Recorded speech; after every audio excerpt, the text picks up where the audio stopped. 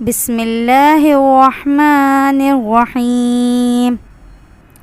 آمن الرسول بما أنزل إليه من ربه والمؤمنون كل آمن بالله وملائكته وكتبه ورسله لا نفرق بين أحد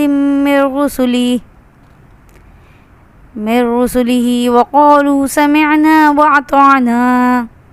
غفرانك ربنا وإليك المصير لا يكلف الله نفسا إلا وسعها لها ما كسبت وعليها ما اكتسبت ربنا لا تؤاخذنا إن نسينا أو أخطأنا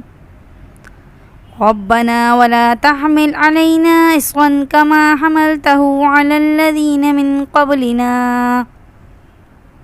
ربنا ولا تحملنا ما لا طاقة لنا به واعف عنا واغفر لنا وارحمنا أنت مولانا فانصرنا على القوم الكافرين